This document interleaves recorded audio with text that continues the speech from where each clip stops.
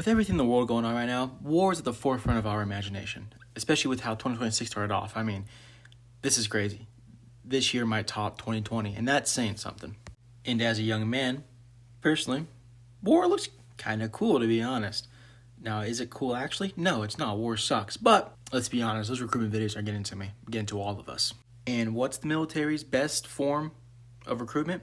That's right, movies. Because Hollywood always says they hate all that type of stuff, but then we'll go ahead and make a movie and make millions of dollars off of it. So, yeah. So to get in the mood and the spirit of, what's possibly coming up in 2026, I decided to watch a lot of war movies over the past 2-3 weeks.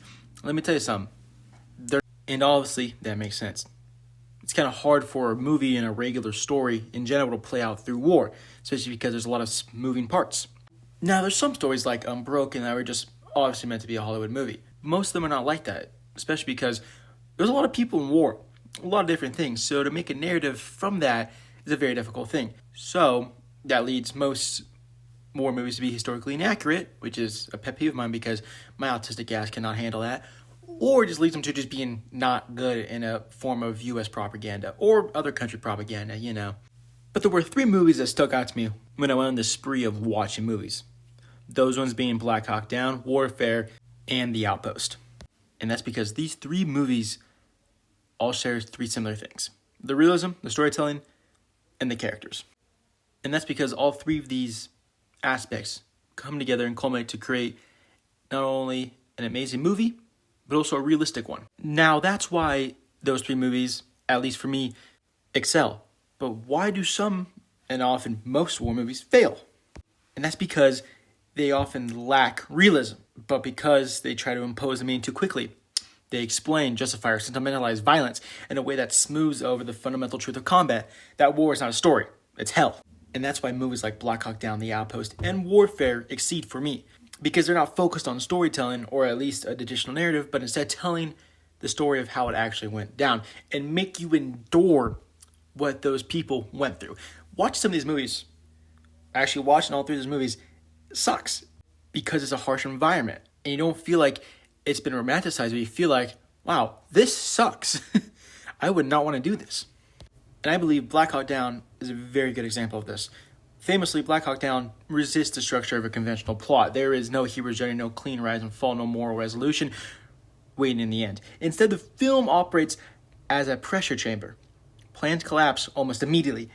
Information arrives late or not at all, and all time stretches and snaps under stress. The audience is not guided through the experience, but disorientated by it, mirroring the soldier's own confusion. The disorientation is not a flaw, but the central design principle. War feels chaotic because it is chaotic, and the film trusts the viewer to sit with that discomfort. And you feel kind of an anxiety, a kind of anxiousness over the entire film, especially when you follow the 2, I forget their name, but the 2 men who got cut off from the rest of the group and have to walk through Mogadishu by themselves is just so scary. Another example of this being the tragic deaths of Gary Gordon and Randall Sugar, who both received the Medal of Honor posthumously after the events of Black Hawk Down, after trying to set up a perimeter around the second Black Hawk that went down. The overarching fear, anxiety, and the sound design of the movie get you a front row seat to what actually happened that day. It makes you uncomfortable, especially when you know the people who die within the movie are people who died within real life, which makes it even more unsettling to watch. Make every death even harder to sit through. Warfare intensifies this approach by narrowing its focus to the intimacy of modern combat. And not just modern conflict, but a single squad of guys. Warfare is based on the first-hand experience of Ray Mendoza, the writer and director of the movie, and based on his experiences of being a Navy SEAL in, I don't know how to say this exactly, but Ramadi, Iraq in 2006. And something you'll notice while watching Warfare is how it doesn't really tell a story, and instead shows a moment in time. You don't really get to know the characters, understand them, know their backstory, see progression, see arcs, see this and that. It just shows you what war is like. And that is a strong suit that this movie plays heavily into. And somehow that worked, because it just embodied what warfare is. One of the film's most striking sequences involves the patrol moving through the city to help Ray Mendoza's squad, where you can't see the enemy combatants. Usually in movies like this, you'll see them, But in warfare, you don't. They just exist. The threats are invisible, and information is unreliable. Radio chatter overlaps. Commands are half heard. The camera remains tightly bound to the soldiers' perspectives. And when violence erupts, it is sudden and disorganized. There is no sudden build-up or musical cue to signal importance. The scene ends not with triumph, but with confusion as the unit struggles to retain cohesion. The moment exemplifies how warfare treats combat as a mechanical process rather than a dramatic one, emphasizing reaction over intention. Two other striking scenes are when Ray's group first gets hit with a grenade within the building and when they step on the IED out the building. There's a subtle anxiety you have when you're watching them inside the building because you know something's about to pop off, and then eventually it does. It calms down.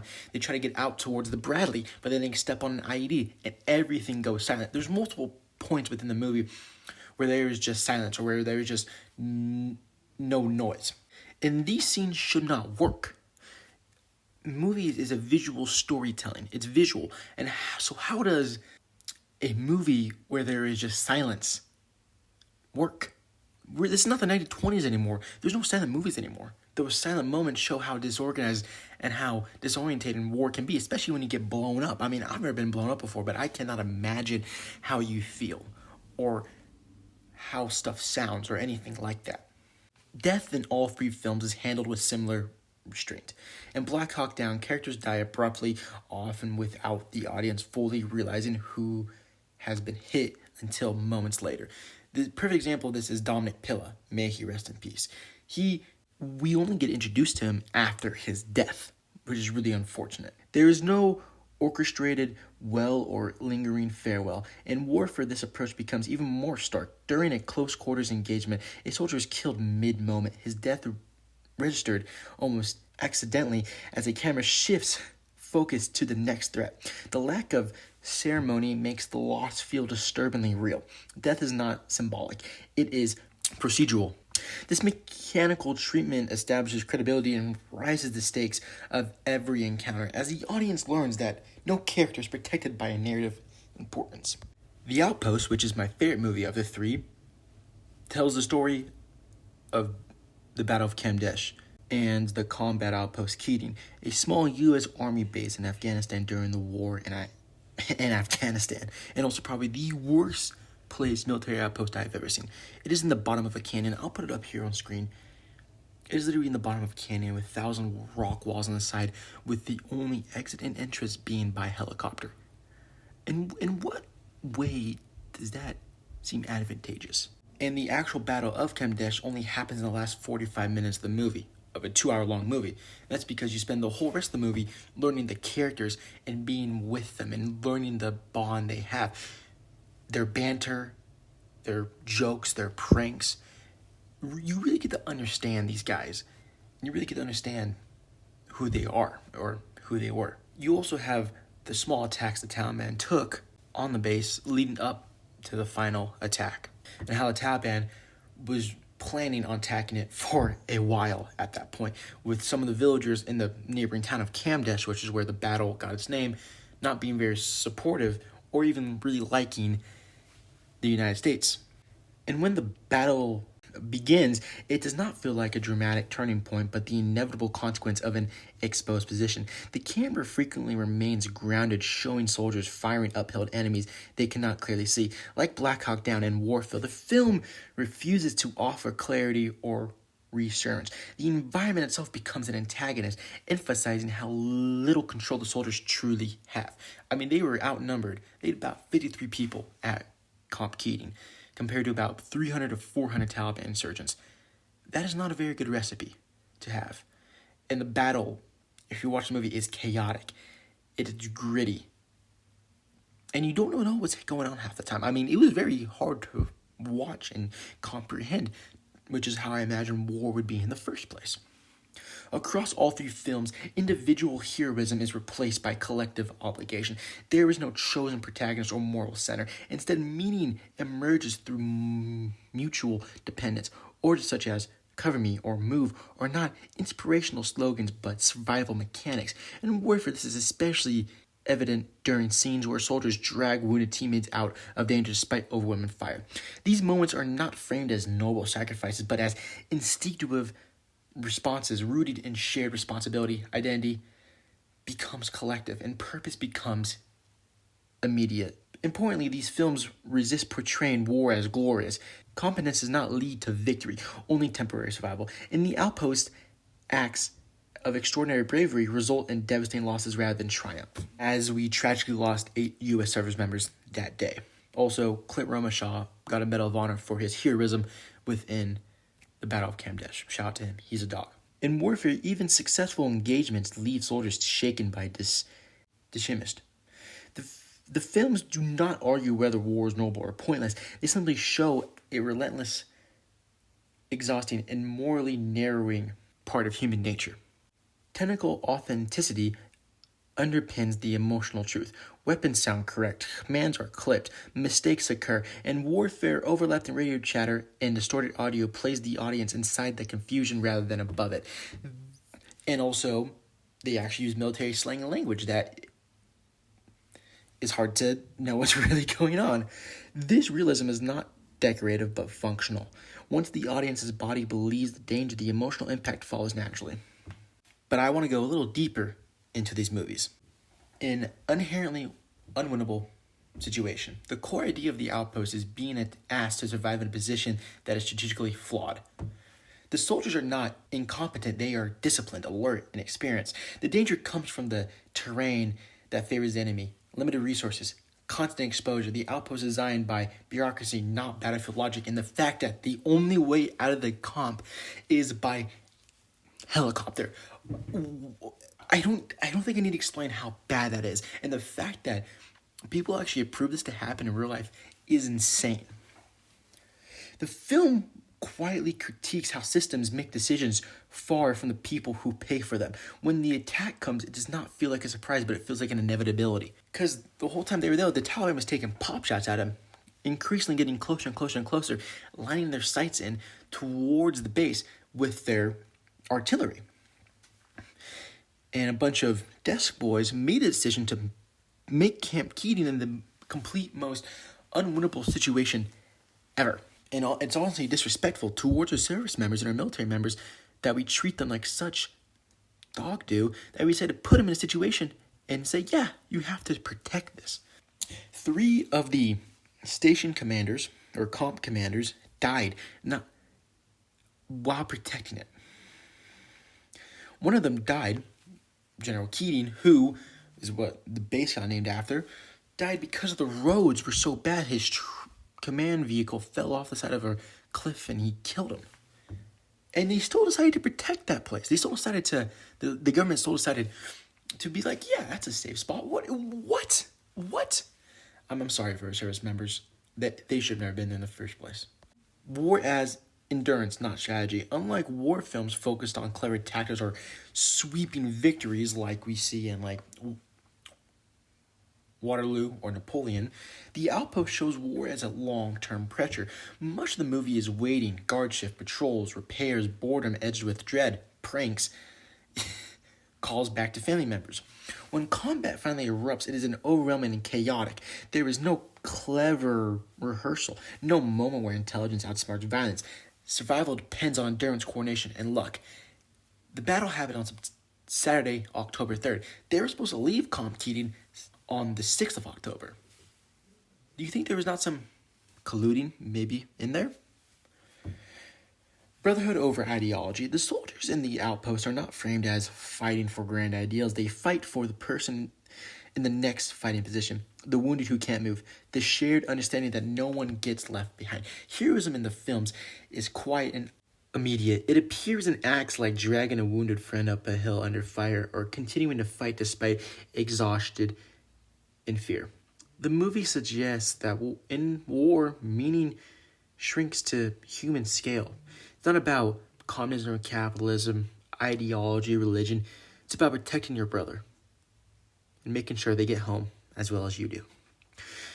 Death without narrative comfort. Death in The Outpost is sudden and unsentimental. Characters die mid-action, sometimes without the film even slowing down to acknowledge it, and killing off, favorites in the film as well. This reinforces the film's central truth. War does not wait for closure. Loss is absorbed in real time, processed later, if at all. The emotions weight comes not from speeches or symbolism, but from the emptiness left behind. A quiet critique of command and cost. Without turning into a political lecture, The Outpost raises difficult question. Who decides where soldiers are placed? How much risk is acceptable? What does success mean in a place designed to fail? The film honors the soldiers without glorifying the system that put them there. That balance is part of what gives it moral weight. In short, The Outpost is about being trapped in a bad position, doing your duty anyway, finding the meaning and loyalty when tragedy collapses, surviving not because victory is possible, because others depend on you. It's not a story about winning a war. It is a story about holding the line when the line never should have existed in the first place. And to that, may the 8 service members that we lost that day, may they rest in peace. And may the memory live on in the men who outlive him. Now let's look at Black Hawk Down, a mission that was never meant to last. The operation is designed to be fast, clean, and controlled in and out, which, of course, when something is brought up or designed by the UN, of course, is not going to work. We all know that. That assumption is the film's first lie. The moment the Blackhawks fall, the mission's logic dissolves. Objections stop mattering. Timetables become irrelevant. The question becomes singular. How do we get our people out alive? The film is not about victory. It is about the damage control under fire. War is a system failure. Black Hawk Down portrays war as a cascading failure, intelligence gaps, underestimated resilience, communication breakdowns, equipment limits, urban terrain turning hostile, and no help in sight. No one character caused the disaster. The system caused the disaster. As I said in the last video, the system collects. That's why the film resists a traditional hero. Competence is not guaranteed safety. Courage is not guaranteed survival. Skill only delays the consequence of bad assumptions. Because let's be honest, who looks at Mogadishu and goes, yes, a very easy in and out job. I mean, oh my goodness. The UN. Lovely group of guys. Death as a function, not a statement. People die suddenly often without narrative emphasis. There are no heroic slow motion deaths designed to teach lessons. Death arrived because someone stepped in the wrong street, exposed themselves too long, or was just simply unlucky. This mechanical approach to death establishes the film's emotional contract. Anyone can go at any time. Once this rule is set, every moment matters. And you see the kind of system and mechanic of death in all 3 movies. And that's why these movies are so good in telling the story of a war in the first place. Brotherhood replaces ideology. Again, just like The Outpost, these soldiers are not framed as fighting for policies or politics. They're fighting because someone's down, someone is trapped, someone needs cover, someone needs help, someone needs to get out. The phrase "leave no man behind" stops being a slogan. It becomes a practical burden. Every rescue attempt creates more risk, which demands more rescues. Loyalty becomes the engine of escalation. Immersion over explanation. The film refuses to slow down and explain itself. Radio chatter overlaps. Geography stays confusing. Wow, where have we seen this before? The enemy is rarely individualized. This isn't intentional. The audience experiences the same uncertainty the soldiers do. The camera reacts instead of narrates. War is not clarified, it is endured. Survival is the only victory. By the end, nothing feels triumphant. Survival is exhausted trauma and lost. The film closes not with celebration, but with the sense that the cost will echo far beyond the battlefield. And unfortunately, it did, as 18 service members lost their life that day. May they rest in peace. In short, Black Hawk Down is about the collapse of control, the violence of assumptions, the cost of loyalty, survival when strategy falls. It does not ask whether the mission was right or wrong. It asks what happens after the mission stops making sense and people still have to live through it, and it never looks away. Unlike Black Hawk Down or The Outpost, which anchor themselves in a specific historical battle, Warfare as a modern film is less concerned with where or why and more focused on how war feels when it is never fully ends. It's not a story of one decisive mission, it's a portrayal of sustained exposure. War as a repeating condition. Warfare presents combat not as a single crisis, but as a cycle. Patrol, tension, sudden violence, aftermath, reset. Then it starts again, over and over and over. There is no clean beginning or resolution. The film emphasizes how war becomes an environment you live inside rather than an event you pass through. This repetition erodes the idea that war is exponential. It becomes ordinary, which is far more disturbing. Violence without narrative meaning. In warfare, violence rarely advances the plot or character catharsis.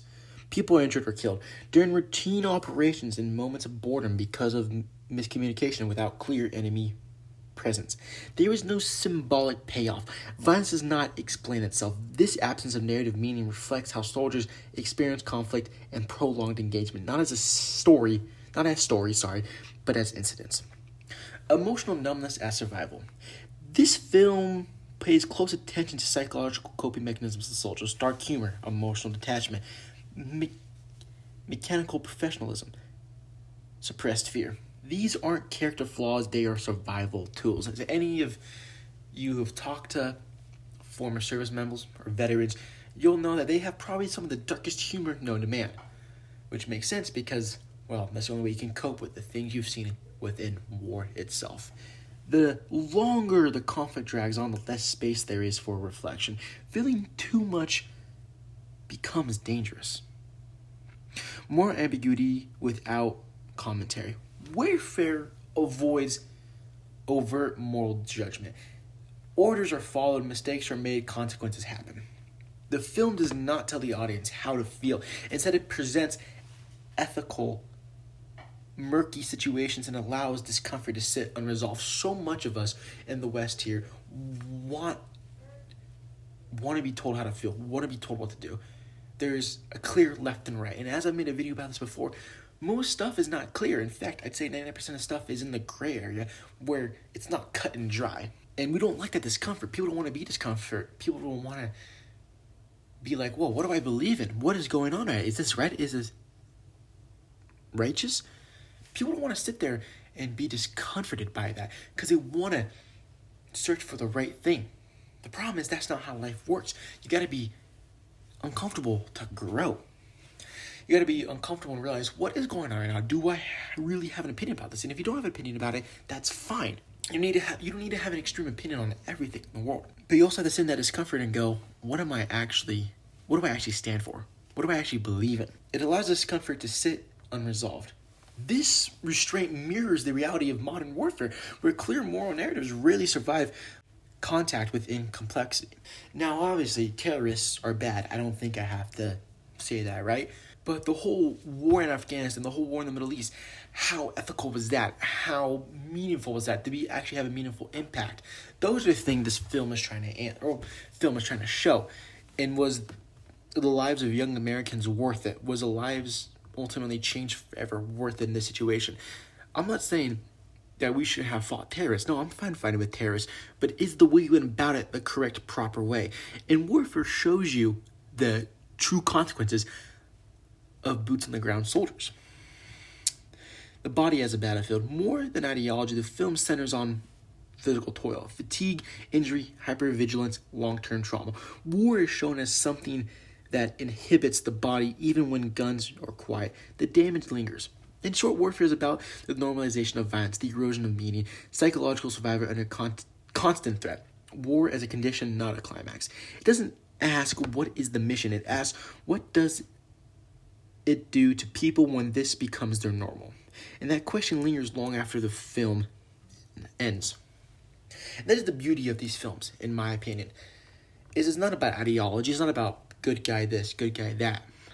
It is about the human cost, the human toll within war itself. And how is war ethical? Should we have war? Should we do this or that? And really question what our government has done. And that's ultimately great. We should question what happens. We should question what goes on within the government. We should be like, hey, is this the right ethical thing to do? Is this the right thing to do? And these war films, from real experiences, show that. And show people like me who've never experienced war, show millions of Americans who've never experienced war, how it is, how much it sucks. and how much respect we have for them. I have a lot of respect for military members because those are people I can't do the stuff that they do, to be completely honest with you. They've seen hell and back. But should we put them in that situation? Should we go over there and fight? Those are what these films are trying to ask the question of, and that's the beauty of art.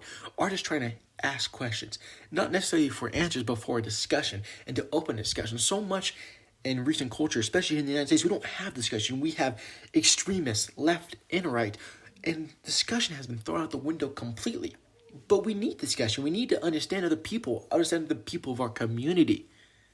And that's what these movies, in my opinion, are about. Ultimately, Black Hawk Down, Warfare, and the Outpost succeed because they replace narrative comfort with experiential truth. They allow chaos to remain chaotic, treat death as consequence rather than commentary, and center duty over destiny. These films do not ask what war means. They ask what war feels like when escape is impossible. By refusing to blink, they earn the audience's trust. And trust is the ultimate thing in films. Thank you. Ultimately, I wanted to make this video because I love these movies. And also, I want to have a larger discussion within military itself. I like military. It's cool. It looks cool. You do badass stuff with your badass friends. But moreover, especially as a Christian, how much of that is actually good? Is war good? Is war necessary? Is that stuff necessary? That's what I'm ultimately trying to do with this. I'm not saying I agree with one side or the other. I'm not saying I have an opinion, but I want people to openly discuss and learn from other people. And hopefully grow an opinion. The reason why I say I do not ultimately agree with all the opinions I say in this video is because my opinions change on the daily. And I think that should happen. I think your opinions should change. If your opinions don't get changed, you're not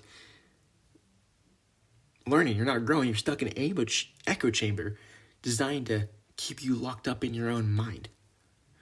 So ultimately, I just want to learn. If you have something that you disagree with my videos, you have something to say about my video, please do it, because I want to learn from you guys. I want to learn. I want to know what's going on within the world. So please don't take anything I say in this video as controversial or as hurtful. I ultimately want to learn. That is my ultimate goal. But thank you for watching. See you guys in the next one.